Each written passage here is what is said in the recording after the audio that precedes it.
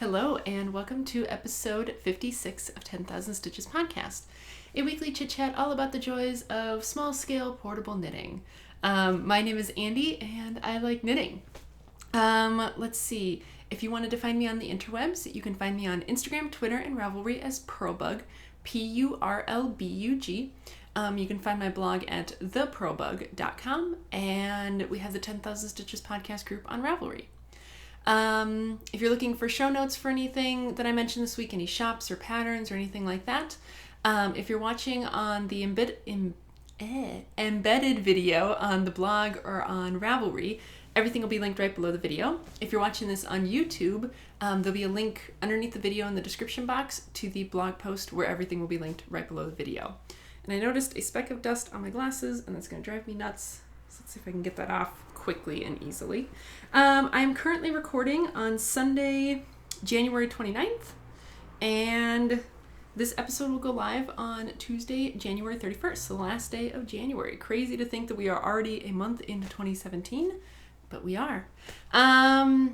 I just want to make a note at the very beginning of this episode that, like I said, it's the end of January 2017 when I'm recording, and the past week especially has been a little bit stressful, or a lot stressful for a lot of us because of certain world events going on, certain political events. I am not going to talk about that kind of stuff just because this just isn't really the place for it. So this is going to be a place that's free of that kind of stuff, and you can just hang out with me for the next however long, and we'll just talk about knitting, and you don't have to think about all that other stuff, at least while I'm recording. So that's my promise to you guys.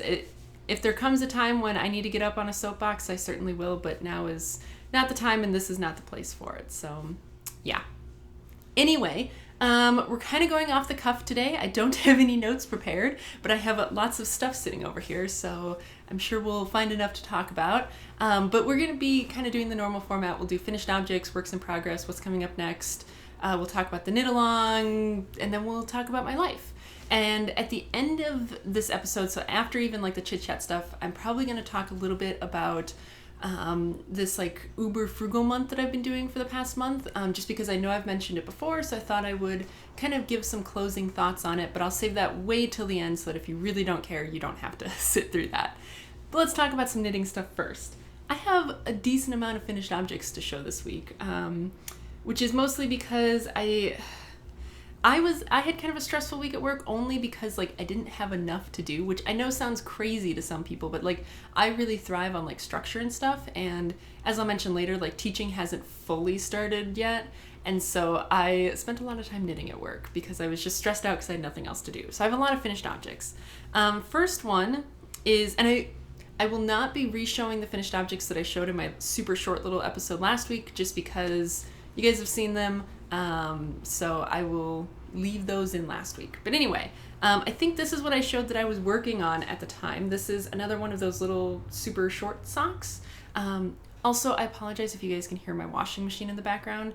Laundry needed to be done, and it needed to be done like now. So anyway, this is one of those little short socks, and this one I knit out of leftovers from my Hermione's Everyday Socks.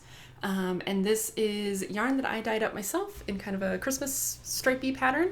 And like I said, this is just following sort of that basic short sock recipe that I came up with, where it's a 64 stitch sock knit on US size 1s, which are a 2.25 millimeter needle, cast on 64 stitches, 10 rows of twisted rib, 5 rows of just plain knitting, heel flap, gusset, 65 rows of foot after the gusset is done, and then just sort of my standard normal toe.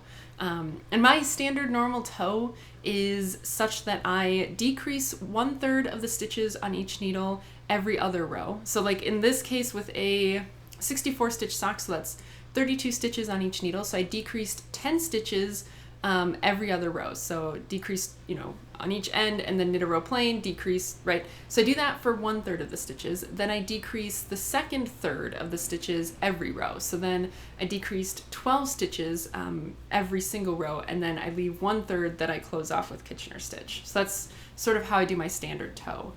So if like you happen to be looking at like my project notes for anything and you see something that says like this one would say 10, 12, 10 toe, that means decrease 10 stitches every other, 12 stitches every, and then leave 10 stitches behind. So like for a 72 stitch sock, I just do 12, 12, 12 toe. Anyway, so that one is done. That was a pretty quick one.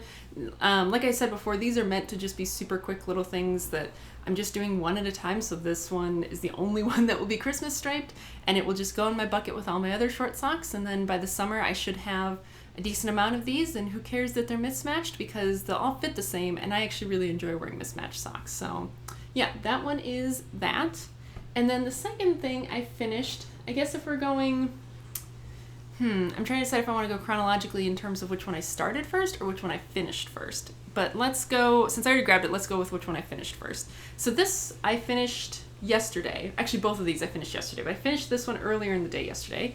And this is indeed a PUSSYHAT hat. And this was requested from me by someone I know who, you know, didn't realize that this was a thing before like the Women's March and stuff, and they went and they wanted one because, you know, I doubt that that will be the last time we see these. So I agreed to make her one, and this is knit out of yarn that I dyed myself. Like basically as soon as she requested it, I dyed up a skein of yarn in this pink sort of color, and it's a very bright, like corally sort of pink. So to make it, I held fingering weight yarn double. I cast on 100 stitches. I did, I think, 15 rows of twisted rib, and then I just knit, knit, knit, knit, knit. I did these little corner detailing things. These are basically just like little 1x1 cable twists. I don't know that I would necessarily do it again, because while it looks really nice sort of when it's flat like this and it really makes the little ear parts stand out, I find that when you actually put it on, you don't really notice them very much. But yeah, that's what it looks like. And like I said, I finished this yesterday. I started it on Friday because I had to wait for the yarn to dry, and then I finished it yesterday. And so I will probably try and get it out in the mail like tomorrow, because it's not staying with me, so I should get it out in the mail. But yeah, that's what it looks like. And I will definitely be making another one of these for myself. So I will talk about that in sort of the what's coming up next. But yeah, that I got finished up yesterday. And then I also finished these other socks yesterday. I started them earlier in the week. I don't remember what day I started them. But these are a pair of short socks for my little brother, who's very large. He's like 6 something. Like his feet are like the biggest feet of anyone I knit for. So yeah, he's not really little, but I call him my little brother because he's younger than me. But anyway, these socks are knit out of Patton's Croy blue striped rag, I think it is.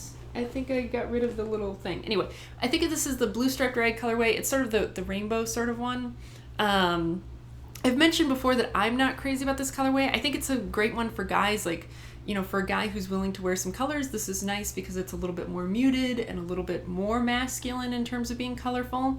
But I just am not crazy about it. I'm mostly just not crazy about this yellow stripe because I feel like it's not yellow enough. Like I want it to be more saturated, and I feel like it's just not quite enough. But anyway, these are a pair of short socks for him. You can see not much leg because he prefers short socks. And the patterning on the top is simple skip sock. And like I said, of course, I'll link to everything below the video. I loved this. Like, I thought it was just great. And it will definitely go into sort of my list of patterns for like guys, because I don't know, maybe the guys I know are just really fussy, but like I find that a lot of guys I know, if I'm gonna knit them socks, they want very sort of basic socks, but I don't think that they would want vanilla socks, right? Like I think they want something, but they don't want vanilla, but they don't want it to be too fussy. And so I feel like this is just perfect, right? It's just a little bit of detailing, but it's not too much, it's not too fussy, plus it's kind of like ribbed, so it gives that little bit of stretch. You know, it obviously works just fine with a self-striping yarn. I feel like it would work fine with a solid yarn. I've seen pictures of it working with like highly variegated yarns. So I love it. And it was like super simple to knit and very popcorny. So yeah, these ones are done. Here's both of them together. I'd mentioned this when I recorded my little short episode, and I even posted a project picture on Ravelry of these being knit 2 at a time. And my plan was that I was going to try and, you know, get them through the gusset decreases 1 at a time. And then I was going to transfer them to the, you know, to the needles to do them 2 at a time, and knit the entire foot 2 at a time because it's such a long foot. And I thought like, oh, well, maybe that'll help it go a little bit faster. But I found that 2 at a time just really hurts my wrists and hands. And I don't know if it's just like the extra weight of having both socks hanging on the needles or what it is.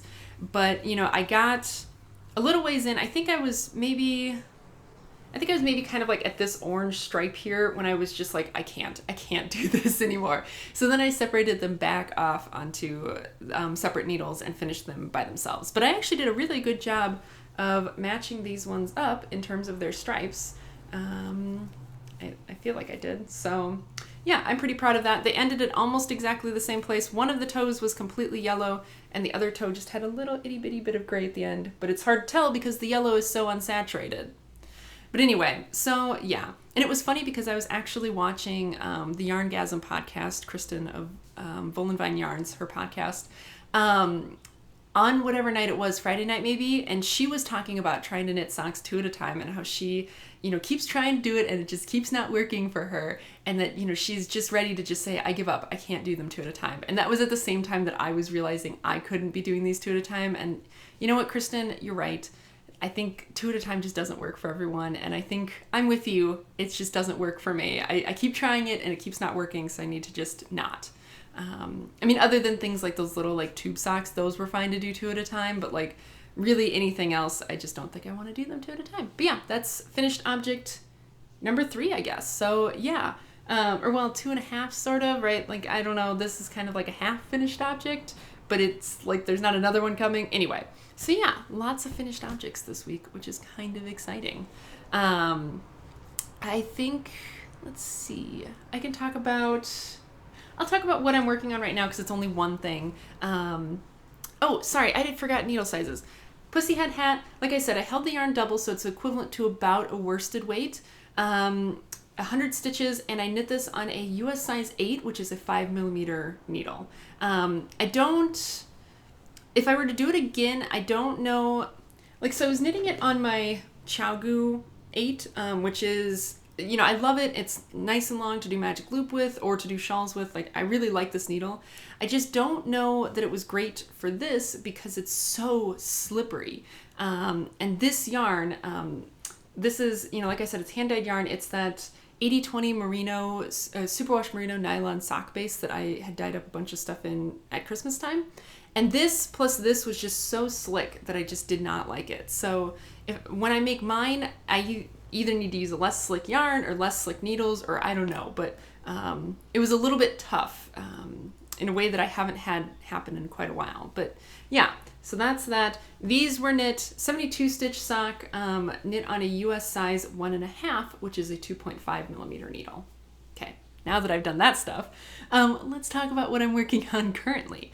I actually only have one pair of socks on the needles right now. I mean, that's a lie. I have another pair. I've shown these before. These are the Stroop socks that I was making for Wesley, and I think I'm gonna frog these because I haven't made any progress since whenever the last time I showed you guys was. And like I said, like, this is a charted sock that has like a lot going on in the chart, so I really have to be paying attention to it. And I'm just not loving it, and so I just don't think I'm gonna continue with it. I think I'm just gonna frog it. I think I might just make Wesley a pair of socks, just kind of basic socks out of this black yarn, because he has a lot of holes in a lot of his other socks and needs some more socks and needs them now. So I think I might just make him a pair of plain vanilla socks once I'm done with this other stuff. Anyway, just full disclosure, it's not the only pair of socks I have on the needle, but because I think I'm going to frog these, it will be the only pair soon. Anyway, so this is the last pair of socks that is going to be going in the package with these guys and with the tube socks that I showed last week to my little brother. So these are, you know, for my little brother. The tube socks are for my little brother's girlfriend's daughter, and then these socks are for my little brother's girlfriend. And I just started these last night, but I've made a lot of progress because, again, it's a very popcorny sort of pattern. But this is being knit with, again, some of my hand-dyed yarn that I dyed over Christmas. This is the sort of like robin's egg color, where it's like a very light blue and white base with little speckles of dark blue and green in there. And this is what it looks like knit up. So that's the back of the sock, so you can just sort of see the basic yarn. So this is, the top little bit is PhD yarns in their, I think it's their dissertation base in the Mad Scientist colorway. If I remember correctly, it's this really pretty dark blue yarn. This is what I made Wesley's hat out of. That took me forever to make because it was a fingering weight hat knit on sock needles. But anyway, this is a 100% superwash merino yarn, so it has no nylon in it. But I had a decent amount left of it. Like I have this much left. So I was like, well, what do I do with this? Because it's not, you know, really enough to do a lot with. But I want to use it because it's so pretty. And then I realized like that it would really bring out the dark blue speckles in this yarn. So I did just the cuff in that. And then the pattern that I'm doing on this is the speckled space socks. So let's see if I can get that close enough so you guys can see that. Is it gonna focus? It's probably not gonna focus. Anyway, I took a good picture of this on Instagram and put it on Instagram. So I will try and remember to put that picture in here so you can see a better close-up view of it. But yeah, I really love this pattern. It's so much fun. It's very sort of intuitive if you have an easy time sort of, you know, figuring out patterns and like seeing how they work. I've done one entire repeat, and I think I'm going to pause and save the video that's been recording, and then I'm going to come back because I want to talk about this pattern a little bit more, and I want to make sure that I don't like run into, you know, recording too much time and then having my computer lose it after I've talked about it. So I'll be right back to talk more about this pattern. Okay, so now I have plenty of time. So anyway, speckled space socks, and this pattern is written to be a toe up pattern, and it's written such that, right, it's toe up, and it, you know, forms these really pretty chevrons, and in the pattern it's written toe up and the chevrons open, so they are pointed down towards the toe, if that makes sense.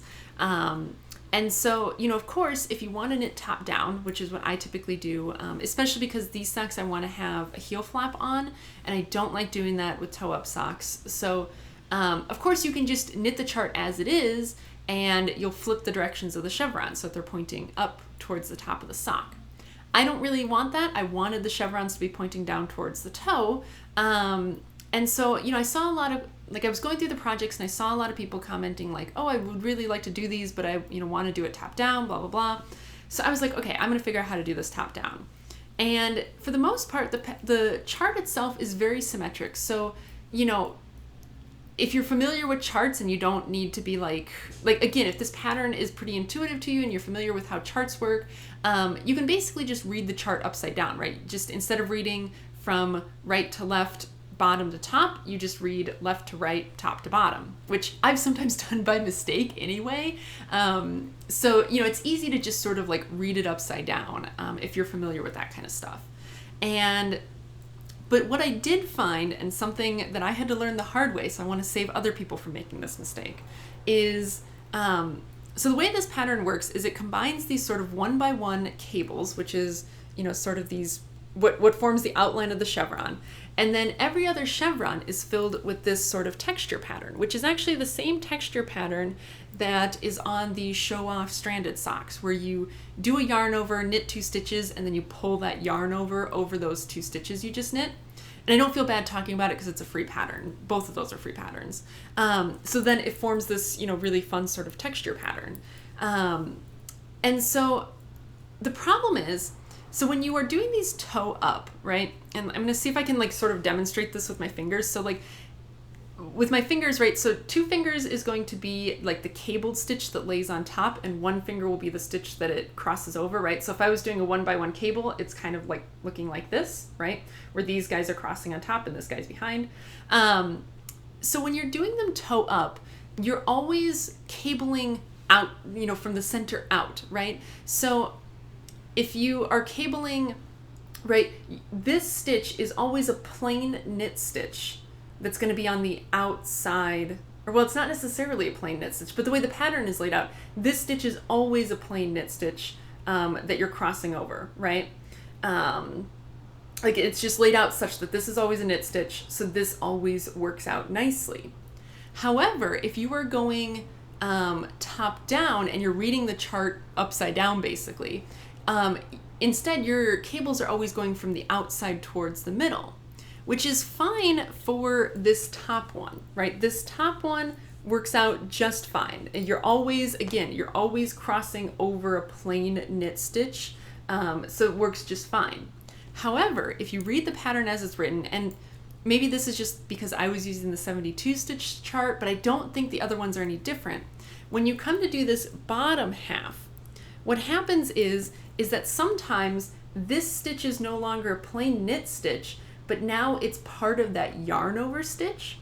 So, which kind of pulls the stitches a little funny. And I mean, it looks okay once you've kind of knit over them, but now when you're doing this, now this stitch is kind of a little wonky and weird, which causes your cable stitch to get all stretched out and goofy.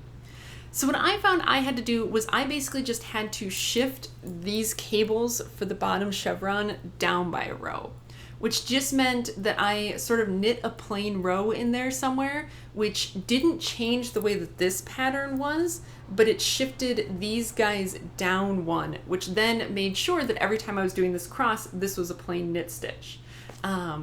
Hopefully that makes sense if you've been trying to figure out how to do this. I did make some notes on the modifications that I made in my project on Ravelry. So if you find me on Ravelry, Purlbug, P-U-R-L-B-U-G, and you look in this project, my notes are in there. But it's basically a matter of like, you just kind of have to shift that bottom row of chevrons down a little bit, because otherwise they're going to interfere with those yarn over stitches. Versus if you just, you know, do that row of plain knitting, it all lays really nice and pretty and flat. And so, yeah, so that's that. Otherwise, it's a great pattern. I definitely can see myself using this pattern again and again because it, like I said, it's really intuitive kind of once you get the hang of it, and I really love the results. And, you know, it looks great on yarns like this that are sort of speckled. I also think it would look really good on a more, you know, maybe sort of like tonal yarn like this, where it's just a little bit more subtle. I think it would look good on a, like a solid yarn. I can't think of where it wouldn't look good. So, or like a yarn with like a long gradient, like a Zauberball or something, or like a Patons Kroy FX. I think this would be a great pattern for it. So I love it. Again, it's gonna go kind of like on my list of like go-to patterns, because I definitely think I'll knit it again. But yeah, so this one, I'm one repeat in. I plan to do 2 repeats for the leg, and then I'll do the heel and then the foot. But yeah, that's my current work in progress. And let's talk about what's coming up next, I guess. I'm feeling like this is going to be a little bit longer episode because I don't know. We'll see. But anyway, so what's coming up next? These socks, and these are being knit on US size 1s, which is a 2.25 millimeter needle. And like I said, I'm using the 72 stitch version of the sock. And I'm only doing the patterning. I mean, you probably figured this out, but I'm only doing the patterning on the front of the leg, not on the back. Anyway, so this was sort of the last project that I had in my queue to be done in January, or well, in this January, February sort of time period, right? You know, for the blue or cables sort of knit along time. So I had found another pattern that I really love. I keep seeing it on Instagram. It's this really pretty like cabled pattern, and it's pretty basic. Like it's sort of like the like socks on a plane pattern, where like it has a cable that runs down the outside of each foot, or the zigzagular socks. It's kind of the same concept, but I really like the way that this cable looks. And so, but it's not a free pattern. The name is, I think, BLEABERRY TARN or something. I always get it screwed up when I try to search for it, but I think it's BLEABERRY TARN. And it's this really pretty cable pattern, but it's not a free pattern. So I told myself, if I finish up all the other socks that are in my queue to be finished before the end of February, then I'll buy that pattern for myself. I'll treat myself. And given that like these are the last ones, I definitely think I will finish them up. So that will probably be the next thing coming up. Other than, of course, like I said, I'm going to knit Wesley a pair of black socks. And I think if I do those BLEABERRY TARN socks, I will probably do them with this yarn, which is left over from my broken seed stitch socks. I had a momentary brain fart. My broken seed stitch socks, if you remember, I kind of mixed these 2 yarns together to make sort of like a watermelon pattern. And I still have a lot left. So I think I will use them for that. And I might do sort of like inverted socks, where like on one I will do like cuff, heels, and toe in pink, and I'll do the body in green, and then I'll flip it for the other one. But yeah, these are hand-dyed yarns that I did forever ago. And yeah, I think that will probably be something that I try and do next. Like I said, I want to make a PUSSYHAT hat for myself, and I have a couple of yarns picked out that I need some advice on, because I am out of pink yarn. This one, I have some left. Oh, I suppose that's another thing coming up. So I have about this much left, which is certainly not enough to make another hat. But I have seen these really cute pair of socks on, like on the pattern browser on Ravelry, that are these little cat socks that like, they're these little shorty socks and they have like a little cat silhouette like on the foot. And I'll try and put in a picture because I'm not doing it any justice and I even forget what the name of the pattern is called. But I was thinking that that might be kind of fun to do with these as like the cat part on the toes and then black for the rest of it, just like as a pair of little short socks, you know, to kind of keep the theme going. But, you know, since this is not enough to make like another hat out of, I do want to use it for something sort of that ilk, but a little bit different. So, but anyway, that's all the pink yarn I have left from that. And, you know I just showed this pink yarn, which is very similar, but that's certainly not enough to make a hat either. So I have these other two skeins that I'm trying to choose between. So one of them is this skein that I dyed up over Christmas, and it's not quite showing up right, but it's this sort of like very mauvey rose color with like a little bit of brown in there. I've been calling it like wilted rose because it kind of looks like roses that you've had for just a little bit too long and the edges start turning brown. But so I have that one, which is a very subtle sort of like pink. Or I have this skein of the Barocco Ultra Alpaca Fine in the, I don't even know what colorway this is. This is 1267. It's this sort of like magenta-y purple sort of color. So neither of them are pink, but they are both sort of like, you can obviously tell what color family they're supposed to sort of be in.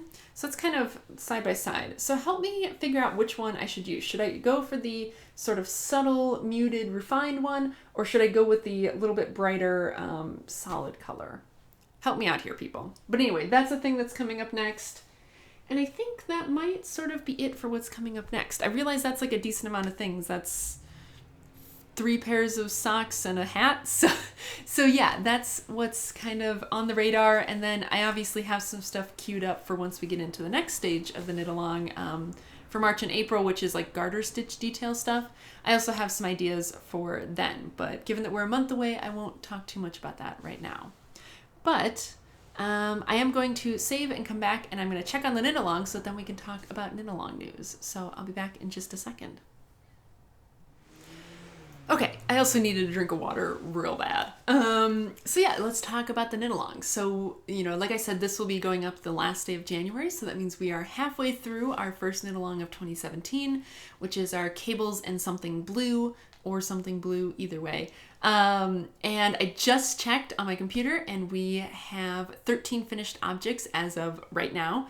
So yeah, that's looking pretty good, and I definitely think that we'll probably be seeing a lot more coming in. I know there's some other ones that are out there that are currently kind of like in progress, but yeah, it's been really fun, and it's been really fun to sort of see, you know, people's different interpretations on it, and it's really interesting to me because like so many people are doing the blue part of it, right? Like so many people are submitting blue finished objects, which I mean is part of why like I wanted to do the color and the technique, because I know that not everyone wants to do cables, you know, for 2 months.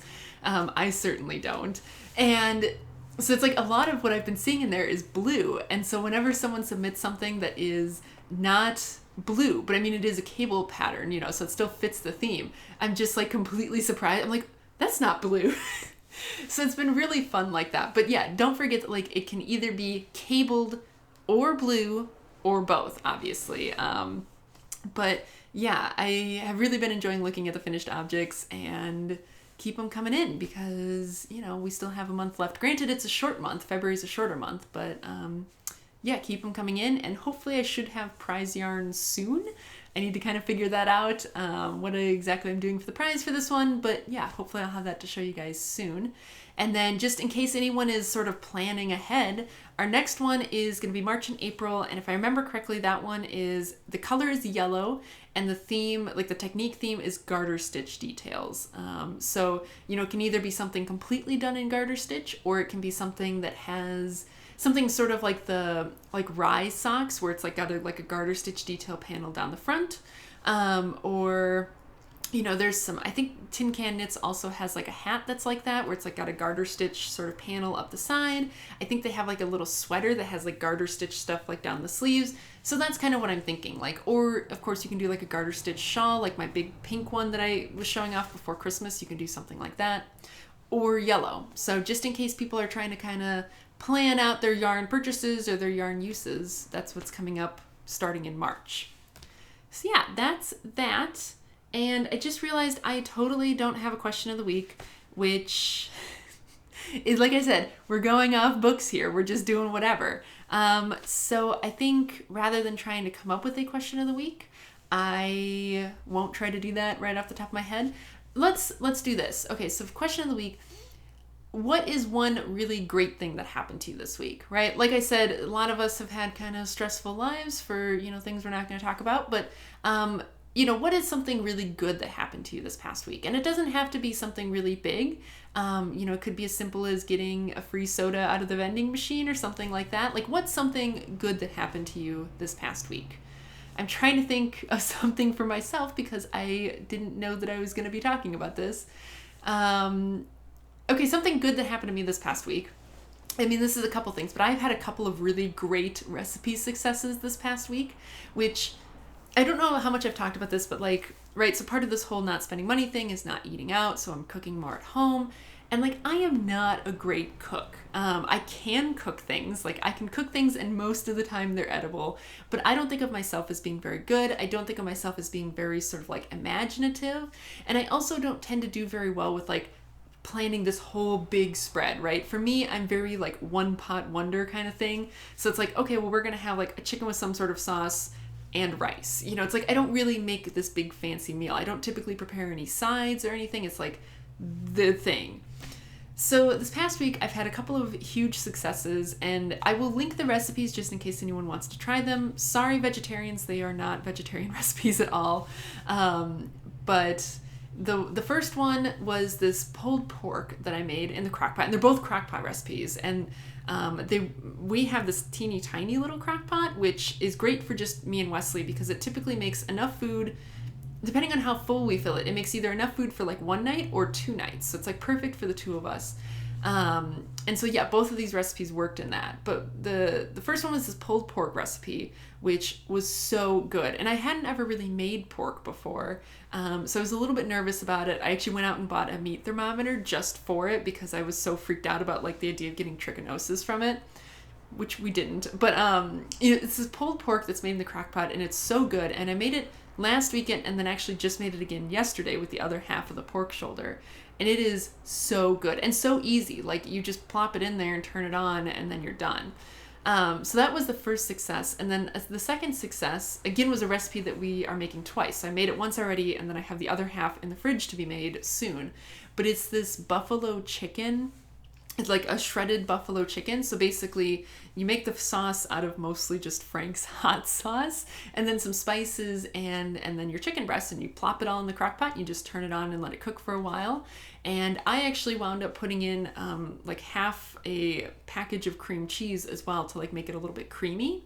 And it was so good. So those were my 2 really great things that happened this past week, was that like I had 2 recipe successes that are going to be going now into the file of things to do again, right? Like easy and pretty cheap and, you know, minimal effort. So let's make these again. So yeah, that was my good thing from this past week. What was yours? I guess I'll do my chit chat before I, you know, talk about my uber frugal month. So if all you were here for was like the knitting sort of stuff, thanks very much for hanging out with me, and I'll see you again next week, I hope. Otherwise, let's talk about the past week. So like I said, the past week was kind of slow at work. You know, I've mentioned this before, but like the labs haven't started yet. So except, I mean, they sort of have. So I am teaching a couple of labs that are upper level labs that are separate, like they are different than everything else. And so those started this week. So I had that Tuesday night and Thursday night. And the first week with those is always a little bit awkward, you know, I mean, as is the first meeting of any class. And it's especially interesting because these labs, you know, they happen at night and they're upper level students, a lot of times students who are just about to graduate. And so sometimes I get entire groups that are very sort of like fun groups. Like you can just tell like this is going to be a fun group to, to hang around with. And it's especially like that because because it's not like a lecture class, right? It's a lab class, so they typically just come in and work independently, and I'm just there to answer questions and make sure they don't hurt themselves. So like some groups are really fun, and my Tuesday group kind of seemed like that. Like I definitely got the feeling like this is going to be a fun sort of group. Versus some groups, I feel like they just don't really like get me at first. Like they don't get my sense of humor because it's very sort of dry. And that was how I felt with like my Thursday lab. Like I felt like they were just kind of like, okay, we need to warm up to you a little bit. It's just so interesting how like the class as a whole can kind of have a personality that's like independent of the personalities of the students. But yeah, so I had that Tuesday and Thursday, and then what else did I... Like I said, the rest of the week was kind of slow. Just been trying to get some administrative stuff done, trying to get some stuff done preparing for classes to start. I'm also trying to get this like proposal put together to ask the university for like a buttload of money so that I can revamp a couple of the labs, because like we have, of the labs that I'm in charge of, right, 2 of them are calculus based and 2 are algebra based, right? And the calculus-based labs have like computer equipment, right? So like they do a lot of their data collection using sensors and stuff to hook up to the computer and all of that, versus like the algebra-based does not. So it's like they're, using stopwatches to take times and like measuring things with like rulers instead of like motion detectors and stuff like that. And I don't know why that is. Like, I'm sure at the time it was just a cost thing, right? Like we just can't afford to like buy all this equipment for all of these classes. But it's like, to me, it doesn't seem like it should be that way because, like at the end of the day, a lot of students coming out of these labs are not going to necessarily use physics in their everyday lives. And so it's like, well, okay, if they're not going to use that, then I at least want them to know how like these computer systems work. And I at least want them to have some sense of like how to use computer sensors and stuff. So I'm trying to write up a proposal to get a bunch of money to do that. And it's kind of a long process because like it has to be very formally sort of formatted and submitted a certain way and all of that. So I've just sort of started on that. So that's probably something that I will mention again, but it is something that I want to get done and sort of really, bring all of the labs into the 21st century rather than just a couple of them. But yeah, otherwise yesterday was just sort of a chill day for me and Wesley. We went and got a couple groceries, and like we went to Target last night because we were just so bored and just needed to get out of the apartment for a little while. And I think today Wesley's on campus. We both walked up there and ate lunch, and like I took my lunches for the week up there. And now I'm here doing this. He's still up there working on his thesis, and then he's going to come back at some point, and I think we're going to go to Trader Joe's because they have certain things that are like way cheaper there than they are to our grocery store. And so like even though Trader Joe's is not at all close, it makes it worth going up there. So I think we're going to do that, and yeah, just try and get ready for the week ahead, because now this week like everything starts in full gear. So Wesley's teaching starts, the rest of the labs start, all of that stuff is now going. So yeah, things are gonna get real really fast here, but I'm kind of excited because like I've said, I really prefer sort of that structure, and I really need that to sort of be a happy person. So I've been really looking forward to it.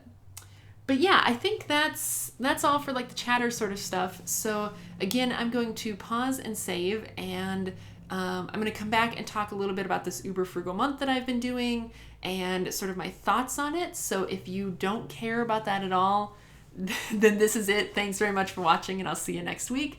Otherwise, if you're curious sort of about my thoughts on this, I just feel like I should wrap it up because I've been talking about it for the past month, and, I just kind of like to really keep it real as much as I can and be honest and open about things. And I know money is one of those things that like people don't want to talk about, but like I know for me, not feeling like I've been on top of my money is like a big stressor as like an adult and as I try to be more of an adult.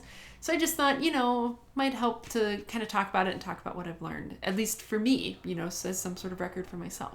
But anyway, so I'll pause and save. If you're leaving now, no hard feelings. Thanks very much for watching. Otherwise, I'll see you guys in just a second. Okay, so similar to everything else, right? This is just sort of off the cuff. So I have been thinking about this, and hopefully it will be coherent, but who knows? So yeah, so for the past month, for January of 2017, I've been doing this like uber frugal month, which has been hosted by a blog that I read called The Frugal Woods. And they are sort of, it's, you know, it's a personal finance kind of, you know, frugal living blog. And I always take what I read on these blogs with a little bit of a grain of salt because, you know, whatever, right? So, but I mean, that's not the point, right? The point was, part of my goals for 2017 was to just be better with saving money and all of that stuff. And this seemed like a really good way to kick it off. And, you know, like there's like that myth that like, oh, it takes 21 days to form a habit or break a habit, blah, blah, blah, which I think has been proven to not really be true, but whatever, right? Let's say a month seems like a good amount of time to really sort of start to retrain your brain to think a different way. So it's been about a month now. And, my experience is that I'm glad that I did it, but I'm definitely not going to keep living like this after this month is done. The first half of the month, right, went really well. I forget what it was. I mentioned it whenever it was. So I guess maybe 2 episodes ago, episode 54.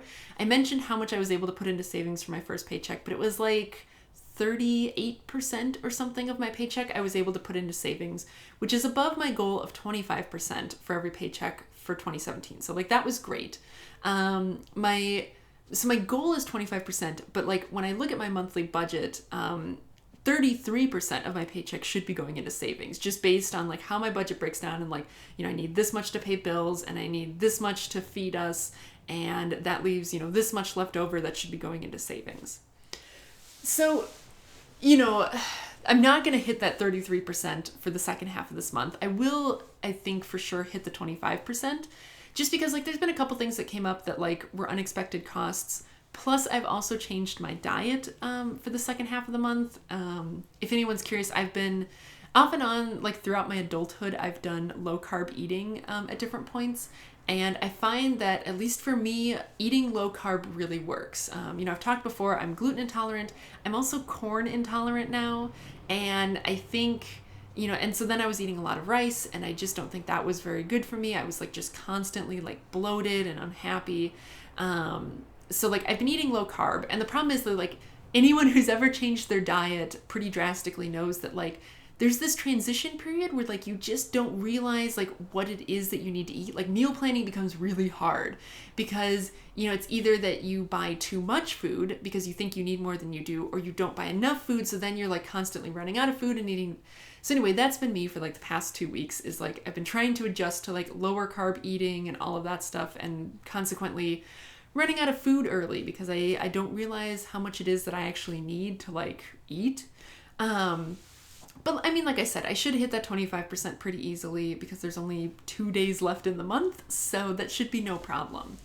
But sort of what I've learned through this month is that, I mean, one, I've learned that obviously my budget is realistic, right? And that was part of the big things that I needed to learn, was like, you know, if I'm saying I want to save 33% of my paycheck, can I actually do that, right? Like, is this actually doable or not?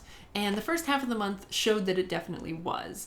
And I think, you know, part of the issues with the second half of the month will be solved once I sort of figure this out, this way of eating. But like, it definitely showed that like, yes, I can do this. This is a reasonable budget, so I have no excuse to not stick to it. And it's reasonable even if I am, you know, like spending a little bit of money here and there on like other things that like, you know, just things that need to be bought. Like I had to buy a new mixing bowl the other day. Or, you know, even if we want to go out to eat like once a paycheck, like this is still a reasonable budget. So that was an important thing that I learned, is that like, yes, I can stick to this budget and I need to be sticking to this budget.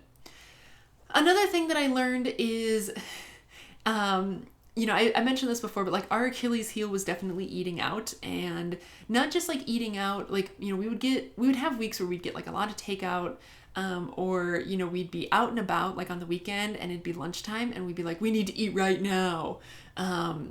And, you know, so that's not good, you know, because then we'd have to buy lunch when we were out, or we would make like a lot of snack runs. And so, you know, obviously this month really showed me how dramatic like that was, like how bad it had gotten. And especially with like the snack runs and things like that, like I didn't realize how often I would just be like, I'm bored, I'm gonna go get a snack, right? Which is just a waste of money. It's like I'm not even hungry, I'm just bored. Like I just eat because I'm bored, or I buy things because I'm bored. So like, it definitely showed me that.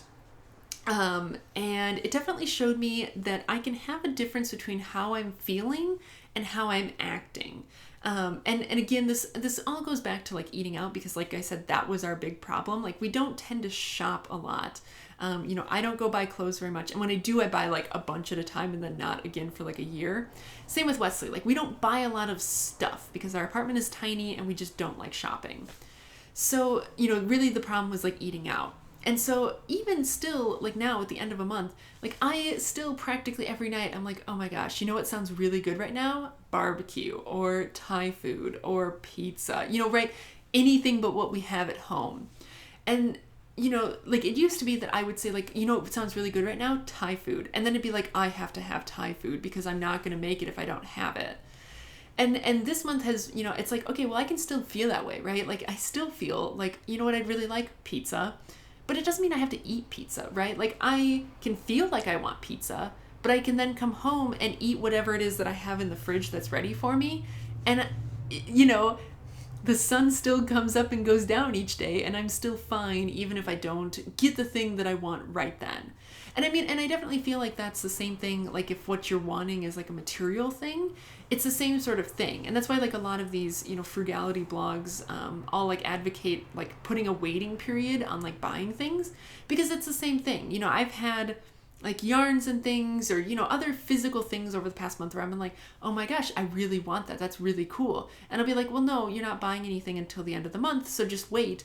And it's like, guess what? My life went on. You know, there's very few things that I really like need. The mixing bowl was one of those things where it's like, yes, I really need this, because we had these like clear plastic ones and they started to develop cracks on the inside, which to me just is not safe when you're dealing with food, because it's just going to get in those cracks. Ugh.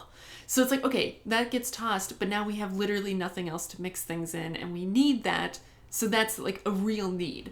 But it definitely helps me. I've been definitely doing better at separating like the wanting and the needing, and realize that like I can just live with that wanting feeling, right? Like it's okay to just have that wanting feeling and just kind of experience it and really, you know, live through it and not need to go buy the thing, right? Like I don't need to follow through on it. I can just sort of experience it and say, yeah, okay, I want that thing, but I don't have to have it, right? Like I'm not going to buy it. So that's definitely like the good that has come out of it. Like it's definitely made me just much more aware of my spending and sort of my feelings and things like that. And I'm not going to say that there's anything bad that's come out of it, other than just like, obviously it has not been enjoyable, you know, like I obviously really enjoy eating Thai food all the time. So I would like to do that. But I mean, you know, there's discomfort anytime you change anything in your life. But I definitely am not going to be like continuing like this at the level that we're at. You know, I definitely think we're maybe going to be eating out again, but definitely not as much. Like I really have emphasized to Wesley, and he's kind of agreed that like I want it to be something that's planned, right? So we've already planned that this next Friday, so February 3rd, we are getting Thai food, right? And we're both really looking forward to it. But it's like, that's what I want. You know, I want it to be something planned. I want it to be something that we're really looking forward to, that doesn't happen all the time. Rather than, you know, oh, we have to go grab lunch because we're out and about and we're hungry and we didn't think about this, right? Like, I don't like, you know, either doing it because I'm lazy or doing it because I didn't plan well enough, right? Because there's no excuses for those kinds of things. And that's really what I want to try and avoid going forward. And I mean, obviously just like being more mindful and being more aware of like that wanting feeling, and just, you know, being like, yeah, I can want it, but I don't need to have it. So that's, you know, moving forward, it's definitely going to, you know, dial back a little bit on like the whole like crazy not spending money thing. But it's definitely been a good lesson, and I'm glad that we did it. And I would recommend it for anyone who, you know, just doesn't understand like where their money's going or wants to evaluate their budget. You know, like for me, that was such a big thing, is like evaluating my budget and figuring out like, is this a realistic budget? Because I think sometimes we can come up with all these numbers and on paper they look fine, but in real life it doesn't work that way, you know, because, you know, maybe there's always something, you know, like there's always that unexpected expense that comes up. And if you're not budgeting for it and you're living, you know, like if you are needing every penny in your budget, but you're not budgeting for those unexpected things, then that's going to get you into trouble a lot. Versus like for us, you know, well, then it just reduced the amount we could put into savings. But I definitely think it's a good idea for anyone to kind of do something like this, just to, you know where their money is going and know what's a realistic budget for them. And I was joking around with Wesley that I almost wish that like we had been worse off before starting, because, like I said, I already kind of knew what my budget was, and it's been shown, like I've been showing that, like, yes, I can put about the amount of money into savings that I'm thinking I can, which means that everything else is relatively on point. Versus, like, if we were someone who was like going and buying Starbucks every day and eating lunch out every day, then obviously doing this would have had a much greater impact. So like it's been a little bit, not disappointing, but like just a little bit like meh to see the results, because it's like, yeah, okay, it's what I expected, but like it's not earth-shattering or groundbreaking, and it's not as if I've been spending so much money just like, frittered away on little things that like, oh, well, if I just stop that, then I'll reach my savings goals in a month. It's not like that for us. So it's been, a little bit under dramatic, in terms of the change to our life. But I definitely have appreciated the change in mindset, and yeah.